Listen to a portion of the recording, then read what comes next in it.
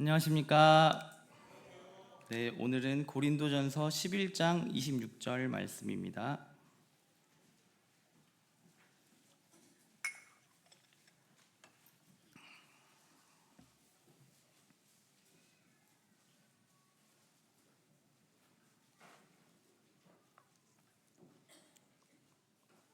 네, 23절부터 26절까지 교독하시겠습니다. 제가 먼저 읽겠습니다.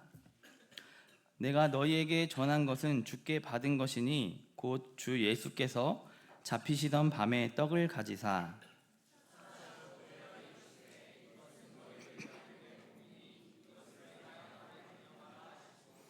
식후에 또한 그와 같이 잔을 가지시고 이르시되 이 잔은 내 피로 세운 새 언약이니 이것을 행하여 마실 때마다 나를 기념하라 하셨으니.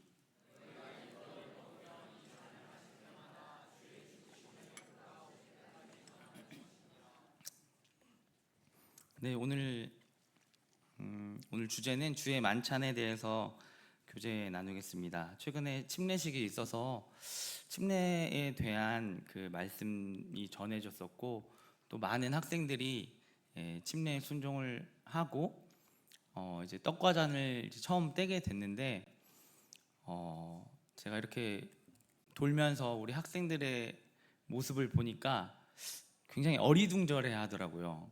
처음 떡과 잔을 참여하는 거잖아요. 그래서 보니까 이게 뭔 맛이야? 약간 이런 표정을 짓는 것 같기도 하고, 이게 포도주야, 포도주스야, 뭐 이런, 네, 그런 모습들을 보면서 우리 학생들이 떡과 잔을 뗄 때 이런 의미를 정말 알고 함께 참여해야 할 텐데 언제 가르쳐야 되나 이렇게 생각을 하고 있었는데, 그 주일에 이렇게 함께 교제하면 좋겠다. 우리 학생들뿐만이 아니라 이 시간을 통해서 우리 모두가 주의 만찬에 대해서 깊이 한번 고찰해 보는 시간을 가졌으면 좋겠습니다. 복음서에서 예수님께서 직접 제정하시고, 또 사도행전에서는 초대교회의 모습 속에서 그것을 실행하고 있고, 또 서신서에서는 직접적으로 그 의미들을 바울 서신을 통해서 의미들이 가르쳐지고 있는 교회에 주신 두 가지 예식이 있죠. 우리 침례와 주의 만찬인데요. 그 중에 하나인 오늘 주의 만찬에 대해서 한번 나누도록 하겠습니다. 주의 만찬은 주님이 잡히시기 전날 밤 제자들과 함께 유월절을 지키시기 위해서 함께 식사하시는 장면에서 시작이 되는데요. 모두가 잘 아시다시피 최후의 만찬이라는 말을 많이 들어보셨을 것입니다. 먼저 유월절, 예수님께서도 유월절을 지키셨는데요. 유월절이 어떤 절기인지 다들 아시죠? 모르시나요? 저희 학생들은 잘 모르더라고요. 굉장히 상식이라고 생각하고 있었는데, 유월절은 하나님께서 이스라엘 백성들을 애굽의 종살이에서 해방시킨 날을 기념하는, 그것을 기념하기 위해서, 기억하기 위해서 이스라엘 백성들의 그 절기 중에 가장 유명하고 큰 절기 중에 하나입니다. 그래서 이 유월절이 되면 이스라엘 백성들은 그 쓴맛 나는 풀을 먹으면서 그 당시에 쓰라린 그 노예 생활을 기억했고요. 그 다음에 이스트를 넣지 않은 빵을 먹으면서 빵이 부풀어 오르기도 전에 급히 이집트를 탈출해야 했던 그 사건을 음식을 먹음으로써 기억했습니다. 유월절이 애굽에서 종살이에서 해방된 것을 기념하듯이 이 주의 만찬 또한 그리스도의 죽음으로 인해서 우리의 죄로 인해 그 죄에서 해방하는 것을 기념하는 것입니다. 오늘 주의 만찬을 몇 가지 키워드로 함께 알아보고자 하는데요. 첫 번째 키워드는 기억입니다. 기억. 그리스도인들이 주의 만찬을 하기 위해 이렇게 모이는 것은 기억하기 위해서입니다.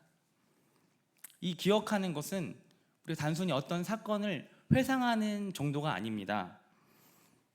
우리가 떡과 잔을 마실 때 우리가 그 죄로부터 해방된 것이 예수님의 살이 찢기시고 예수님이 피 흘리심으로 인해서 우리가 죄에서 해방된 것을 기억하는 것입니다. 예수님의 희생과 사랑을 기억하는 것입니다. 그리고 감사하는 것입니다. 그분이 우리를 살리시기 위해 그분이 우리에게 차려주신 식탁은 그분이 친히 우리의 양식이 되셔서 그분의 살과 피를 우리에게 나눠주시는 것입니다. 우리는 그것을 감사히 받고 먹으며 기억하며 그분께 찬양과 감사와 영광을 드리는 것입니다.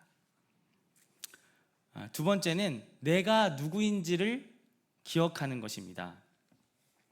주의 만찬은 우리의 정체성을 발견하는 자리입니다. 주의 만찬은 과거와 미래를 통해 현재 내가 누구인지를 말해주고 있습니다. 과거에 일어난 일, 2000년 전에 예수님께서 이 땅에 오시고 십자가의 죽으심으로 인해서 우리가 구속함을 입고 하나님의 자녀가 된 것을 우리는 기억합니다. 또한 방금 읽었다시피 고린도전서 11장 27절에는 너희가 이 떡을 먹으며 이 잔을 마실 때마다 주의 죽으심을 그가 오실 때까지 전하는 것이니라. 오실 때까지, 그가 다시 오실 때까지, 미래에 주님이 다시 오실 때까지 우리는 이 떡과 잔을 함께 나누면서 주님의 재림이라는 영광스러운 소망이 우리 가운데 있음을 또한 발견하게 됩니다. 과거와 미래를 이어주는 이 현재의 떡과 잔을 통해서 우리는 현재 우리가 누구이고 앞으로 어떻게 살아야 할지를 말보다 더 강력한 상징으로 떡과 잔을 먹는 행위로 기억하는 것입니다. 우리는 월요일부터 토요일까지 일상에 파묻혀서 살아가는 그런 경향 때문에 우리가 누구인지를 너무나 쉽게 잊습니다. 그래서 주의 만찬을 통해서 우리는 기억 상실증을 극복하고 또 떡과 잔을 땜으로 인해서 새롭게 다시 눈을 뜨고 정신을 차려야 합니다. 두 번째 키워드는 잔치입니다. 주의 만찬은 잔치입니다. 예수님이 이 땅에 오셔서 정말 많이 하신 것 중에 하나가 식사예요, 식사. 그래서 바리새인들이 예수님을 향해 저 먹기를 탐하고 마시기를 포도주를 즐기는 사람이라고 이렇게 예수님을 향해 말했거든요. 예수님이 술주정뱅이라는 거예요. 그리고 요한복음에 보면 우리 예수님께서 첫 번째 행하신 기적이 어떤 거죠? 가나안 혼인잔치.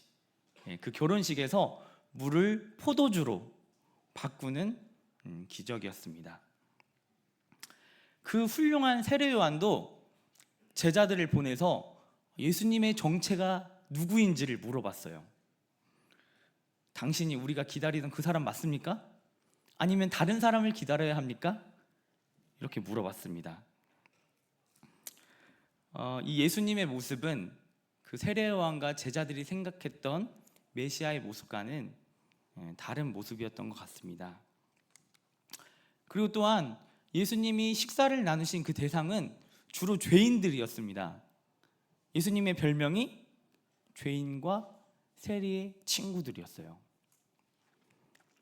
누가복음 5장에 보면 예수님께서는 그 세리인 레위를 제자로 부르시고 그 레위 집에서 잔치를 벌이시며 죄인과 세리들과 또 먹고 마시는 장면이 나옵니다. 또 이때 바리새인들은 등장해서 예수님께 질문을 합니다.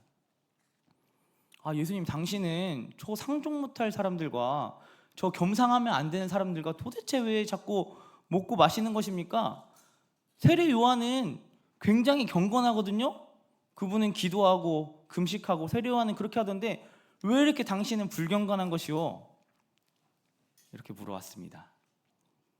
예수님께서는 대답하셨습니다.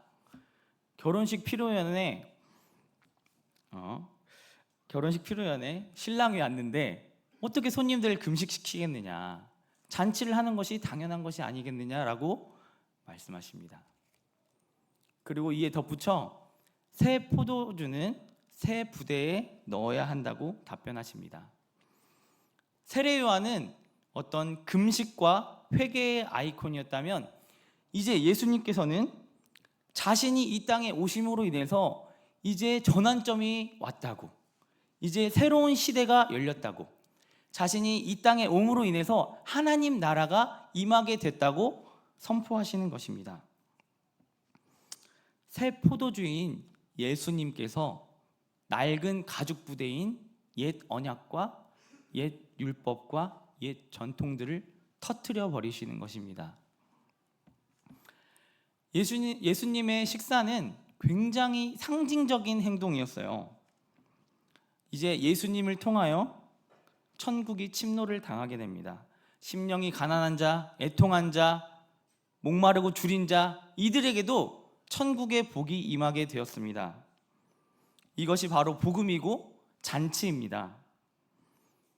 아버지를 떠나 허랑방탕하게 재산을 다 탕진한 그 둘째 아들은 아버지께로 돌아가기로 결심합니다. 낯짝도 참 두껍죠? 이제 아들이 아니라 아버지의 종이 되겠다는 심정으로 돌아가게 됩니다. 그런데 그 아버지께서 이 아들에게 어떻게 해주시죠? 성대한 잔치를 베풀어 주시는 것입니다. 떡과자는 우리 같은 죄인들을 불러 잔치를 벌이시는, 이 죄인들을 환대하시는 예수님의 잔치인 것입니다. 성경의 시작과 끝은 잔치입니다.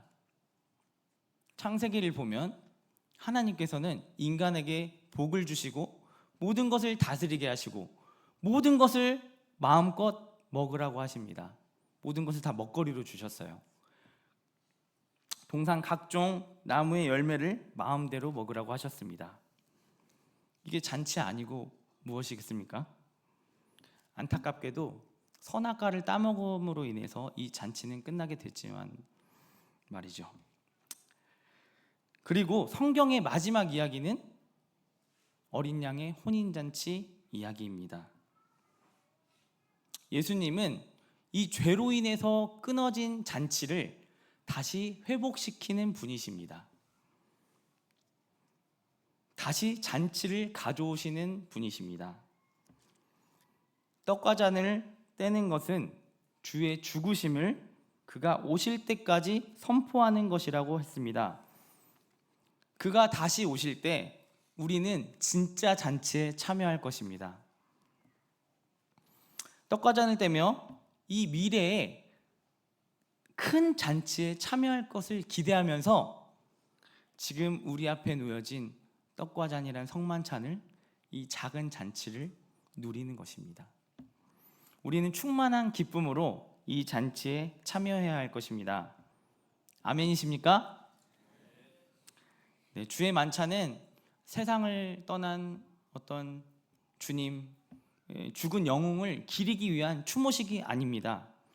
주님의 부재를 기억하는 추모 예식이 아니라 잔치를 가져오셨고 앞으로 진정한 잔치에 우리를 참여시킬 그 주님의 임재를 기뻐하는 잔치인 것입니다. 우리가 주의 만찬을 충만한 기쁨 가운데 떡과 잔에 참여하길 소원합니다. 네. 세 번째 키워드는 예배입니다. 저희는 떡과 잔을 이렇게 중심에 두고 우리 성도님, 우리 형제님들께서 찬양과 감사기도와 이렇게 예배를 드리고 있는데요.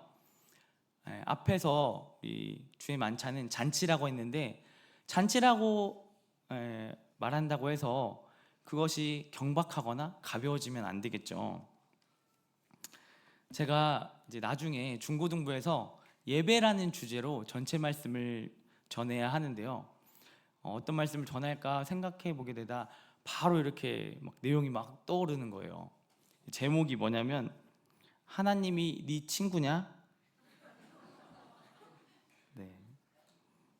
거기서는 이제 하나님이 네 친구냐 이놈들아 막 이렇게 할 건데 네, 저는 저도 사실 중학교 때 어릴 때는 굉장히 예배 드릴 때 가벼웠었죠. 그런 적이 정말 많았는데 하나 기억나는 것이 이제 기도를 드리는데 어떤 한 형제님이 찬양으로 기도를 드리는 거예요. 그런데 그 형제님이 삑사리가 났습니다. 가까스로 웃음을 참았습니다. 근데 그 형제님이 아랑곳하지 않고 너무 진지하게 삑사리를 한 번 더 내시는 겁니다. 웃음이 터졌습니다. 네, 저는 혼났습니다. 네, 제 중학교 때 이야기인데요. 참 요즘은 우리 학생들이 어떤 시대에 살고 있냐면 가정과 학교에서 어떤 권위라는 것을 배우기가 참 힘들죠. 그리고 이 시대의 흐름 자체가 뭔가 공동체의 덕이나 다른 사람의 유익을 더 우선시하는 게 아니라 나의 유익을 위해 소신껏 말하고 내 마음대로 행동하는 것을 멋있다고 얘기하는 우리가 그런 시대에 살고 있어요. 그래서 권위라는 것을 참 배우기가 쉽지 않겠다라는 생각을 해보게 되는데, 또 보이지 않는 이 하나님에 대한 권위를 배우는 게 더 얼마나 어려울까, 그런 생각을 해보게 됩니다. 예전에 저는 교회에 오면은요, 자리에서 거의 일어나질 않았었어요. 왜냐면 생각해보면은 떡과잔 참여하고 찬양 드리고 말씀 듣고 또 광고 듣고 이런 모든 것들이 중요하지 않은 게 하나도 없는 거예요. 그래서 자리를 뜰 수가 없는 거예요. 그리고 함께 참여하고 싶은 거예요. 모든 것에 함께 참여하고 집중하고 예배를 드리고 싶은 마음이 컸었던 것 같습니다. 그러니까요, 제게 능력 하나가 생기더라고요. 뭐냐면요, 소변을 참는 능력이었습니다. 화장실 가고 싶어도 막 저는 참았어요. 왜냐면 같이 하고 싶으니까. 이 자리를 뜨기 싫은 거예요. 여기에 계속 있고 싶은 거예요. 말씀을 한 자라도 놓치기 싫고, 또 찬양을 한 소절이라도 놓치고 싶지 않은 그 마음. 화장실을 다 참으라는 이야기가 아닙니다. 네, 아무나 따라하시면 안 됩니다. 네, 병나시고요. 그런데 최근에 저의 모습을 보면 정말 그냥 아무 생각 없이 핸드폰 들었다 놨다 하고, 또 쉽게, 예전엔 정말 엉덩이가 무거웠었는데 요즘에는 정말 가벼워진 제 엉덩이가 하나님에 대해서 어떻게 생각하는지를 나타내주고 있다고 생각이 들었습니다. 오늘 이제 이 말씀을 준비해서 우리 성도님들의 그런 예배 드리는 모습, 찬양하는 모습을 정말 더 유심히 봤는데요, 정말 아름답다, 이런 생각이 들었습니다. 우리 기도를 드릴 때 우리 중학생부터 우리 나이 드신 부친님들까지 마이크를 들고 하나님 앞에서 기도하는 모습들, 그리고 온 성도님들이 정말 경건하게, 정말 정숙한 태도로 예배에 임하시는 것을 보고 정말 아름답다, 하나님 보실 때 얼마나 아름다울까, 하나님 얼마나 기뻐하실까, 이런 생각을 하게 됐어요. 그럼에도 불구하고 어쨌든 우리가 정말 실제적인 부분들을 얘기를 안 할 수가 없죠. 그래서 참 우리가 예배 시간 지키는 부분들, 우리가 사소하게 조금씩 늦는 이런 부분들도 다시 생각해 봐야겠습니다. 하나님을 쉽게 생각하는 것은 아닌지 우리는 돌아봐야 합니다. 또 다 제 시간에 또 참여하고 준비된 마음으로 참여하기 위해서는 부서들도 10시 20분에는 맞춰서 5분 전, 10분 전에는 자리를 지켜주시는 게 맞다는 생각이 듭니다. 또 특별히 예배를 드릴 때는 어떤 간식이나 음료도 쉽게 먹는 것, 그런 것도 어떻게 생각해 보면 부적절할 수도 있겠습니다. 그리고 우리 학생들은 이 감사기도를 이렇게 적어오잖아요. 이렇게 준비된 이런 태도는 정말 훌륭하지 않나요? 정말 높이 사는데요, 그럼에도 불구하고 우리가 그 준비된 것을 우리 학생들이 읽을 때 그냥 이렇게 글씨를 읽는 것이 아니라 하나님 앞에서 정말 진지한 태도로 하나님께 드리는 기도잖아요.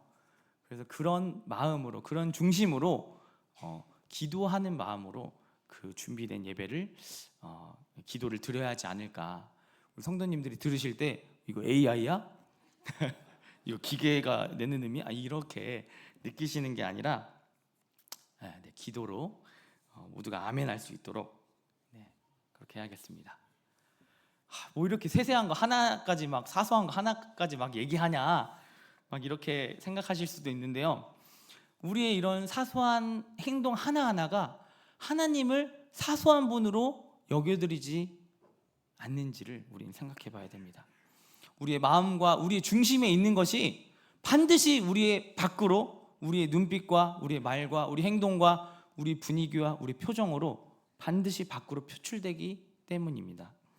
우리가 하나님을 쉽게 생각한다면 우리는 쉽게 행동할 것입니다.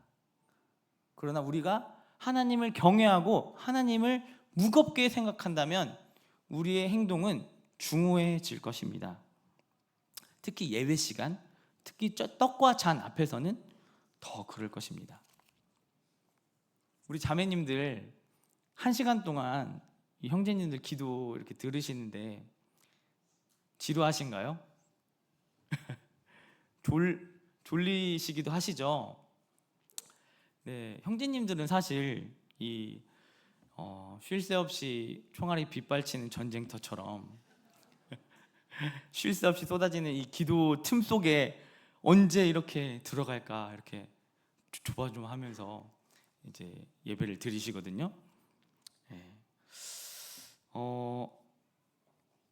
저는 이것도 예전 얘기인데 정말 옛날에는 어떤 형제님이 어떤 내용으로 기도했다가 다 머릿속에 있어요. 다 알고 있어요. 왜냐하면 제가 이거를 막 외우려고 한 게 아니라 막 기도에 몰입하고 기도에 집중하니까 이걸 저절로 아는 거예요. 자매님들 그러십니까? 네, 많이들 웃으시는데요. 웃음의 의미는 저만 알겠습니다. 네. 그런데 저도 요즘 보면 그러지 않는 또 제 모습을 보면서 많이 이렇게 회개가 됐습니다. 우리 형제님들의 기도가 다 비슷비슷한 것 같아도 자세히 들어보면 그렇지 않거든요. 굉장히 묵상을 해온 지점들이 다 다르고 또 깊이도 다르고 내용도 다르고 굉장히 의도가 있고 이걸 막 이렇게 강조하고 싶은 그런 것들이 있어요. 자세히 들어보면. 그래서 어떤 형제님의 기도는 우리를 골고다 언덕으로 피 흘리는 주님의 앞으로 우리를 인도하기도 하고요. 또 어떤 형제님은 천지 창조를 이제 이야기하면서 하나님의 전능하심과 또 예수님이 사실은 창조주이셨다는 것을 다시 우리 앞에 밝히 드러내주는 기도도 있고, 또 어떤 형제님은 에베소서 1장을 펴서 창세기도 모자라 창세 전으로 우리를 인도합니다. 그래서 창세 전에 우리를 택하사, 하나님의 사랑의 시작점이 우리가 생각한 것보다 훨씬 더 전에 이루어졌다는 사실을 우리가 맞닥뜨렸을 때 하나님에 대한 경외감이 일어나는 것입니다. 우리는 이 감사 기도를 통해서 우리가 알던 하나님보다 더 큰 하나님을 발견하게 되고요, 떡과 잔의 의미를 더 깊고 풍성하게 만날 수 있는 자리라고 생각합니다. 우리가 예배를 드릴 때 하나님을 경외하고 하나님을 존중함으로 인해서 우리의 모든 행동이 흘러나오길 소원합니다. 아멘이십니까? 네. 다음은 고린도전서 11장 17절부터 22절까지 또 한번 교독하시겠습니다. 내가 명하는 이 일에 너희를 칭찬하지 아니하나니 이는 너희의 모임이 유익이 못되고 도리어 해로움이라.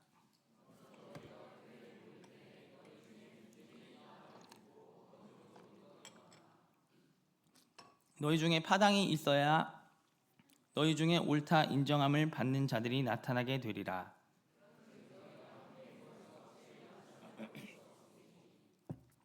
이는 먹을 때 각각 자기의 만찬을 먼저 갖다 먹으므로 어떤 사람은 시장하고 어떤 사람은 취함이라.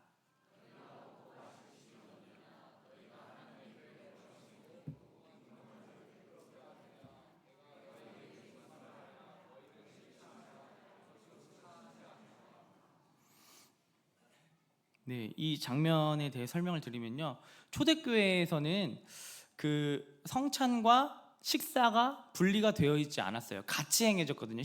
식사 중에 떡과 잔을 뗐었습니다. 이 고린도 교회에서는 이 주의 만찬을 가지고 문제가 생겼었는데요, 먼저 모인 성도들이 이 음식을 다 먹어버리고 또 다 먹어버려서 배부른 자, 또 술에 취한 자들이 있었어요. 그러므로 인해서 나중에 온 가난한 성도들이 먹을 음식이 없는 거예요. 그래서 이들에게 수치를 주고 무한을 주는 문제가 생겼었습니다. 이것에 대해 강력하게 책망하는 장면이 바로 이 본문인 것입니다. 빌립보서 2장에 보면 예수님은 자기를 비우셨다고 말하고 있지만 이 고린도 성도들은 자기를 채우기에 급급했습니다. 자신의 배를 채우고 자신의 자아를 채우고 타인의 필요에 대해서 둔감하고 외면했습니다. 이기심과 자기 중심성에 취해서 성찬에 참여하는 것은 자기 몸을 분별하지 못하는 것이고 떡과 잔을 합당하게 떼는 것이 아닙니다. 왜냐하면 그것은 그리스도가 하신 일과 정반대되는 일이기 때문입니다. 그리스도는 타인을 위해 자신을 내어주셨습니다. 이런 장면은 굉장히 성경에서 흔하게 사실 볼 수 있습니다. 다시 예수님과 제자들이 유월절 식사하는 장면으로 돌아가 보면요, 예수님께서는 떡과 잔을 떼어주십니다. 이것은 너희를 위하여 주는 내 몸이다. 이 잔은 너희를 위하여 붓는 것이다. 이 예수님 주변에는 이기적인 제자들이 둘러앉아 있습니다. 이 이후에는 누가 크냐는 논쟁으로 제자들 사이에서 싸움이 벌어집니다. 예수님이 제자들을 위해 주신다는 떡과 잔 주위에 오직 나를 위한다는 제자들이 있었습니다. 마가복음 10장에 보면 또 어느 다른 날에는 야고보와 요한이 예수님을 찾아가 예수님의 우편과 좌편에 앉혀달라고, 자신들의 공을 치하해 달라고, 예수를 따르는 보상을 해달라고 요구해 옵니다. 예수님께서는 말씀하십니다. 너희가 구하는 것을 알지 못하는도다. 내가 마시는 잔을 너희가 마실 수 있겠느냐? 제자들은 마실 수 있다고 대답합니다. 이 잔의 의미는 갈보리에서 드러나게 됩니다. 그러나 제자들은 예수님이 붙잡혀 가실 때 모두 다 도망갔습니다. 제자들은 예수님이 생각한 영광의 의미를 알지 못했습니다. 우리 모두들도 그렇지 않나요? 영광을 바라지만 그 영광에 이르기 위해 따르는 고난은 피하고 싶어 합니다. 예수님께서는 기도하십니다. 이 잔을 내게서 옮겨 주시옵소서. 다만 내 뜻대로 마옵시고 아버지 뜻대로 하옵소서. 우리는 이렇게 기도합니다. 아버지여, 이 잔을 내게서 옮겨 주소서. 우리는 예수님을 따르는데 보상과 성공만 따르기를, 십자가 없이 부활로 곧장 나아가기를 원합니다. 십자가보다는 포근한 베개를 원하며 예수만 믿으면 장땡이다, 예수만 믿으면 만사 형통이다 라는 거짓된 종교 장사꾼들이 판치는 이 세상 가운데 예수님은 떡과 잔을 통해서 죽음을 선포하고 계십니다. 저는 주의 죽으심을 그가 오실 때까지 전하는 것이라는 이 말씀이 단순히 주의 죽으심을 선포하는 것 그 이상 우리의 삶의 모습에서도 주의 죽으심, 주님이 가신 그 길, 주님의 그 발자취를 따른다는 의미도 담겨 있다고 생각합니다. 우리가 이 주의 만찬을 통해서 신앙의 본질에 직면하게 되기를 소원합니다. 아멘이십니까? 네, 마지막 키워드는 연합입니다. 고린도전서 10장 16절 보시겠습니다.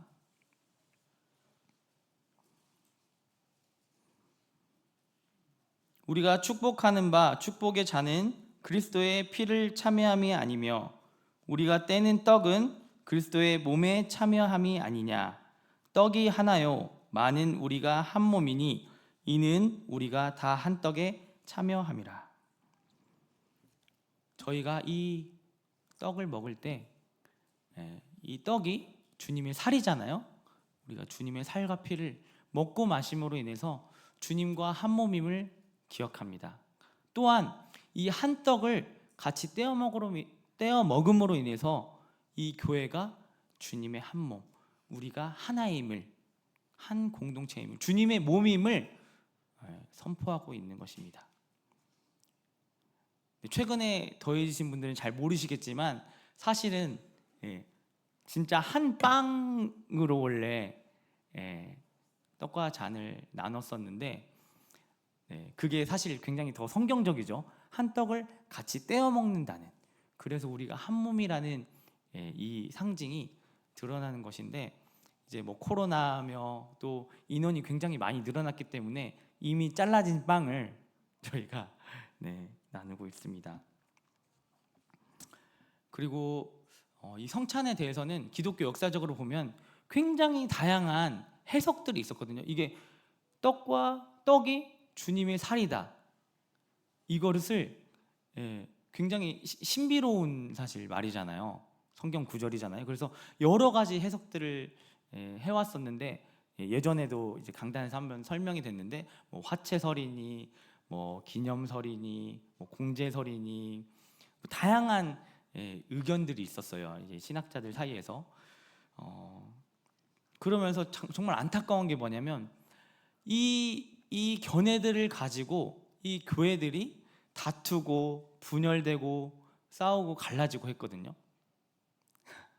그런데 사실 이 떡과잔은 뭘 선포하는 거라고요? 우리가 하나됨, 주님 안에서 하나됨을 굉장히 강력하게 선포하는 것임에도 불구하고 불화의 상징이 되어버렸습니다. 우리가 떡과 잔을 뗄 때 우리가 한 몸됨을, 주님과 한 몸이고 이 교회가 주님의 한 몸됨을 우리가 기억하면 좋겠습니다.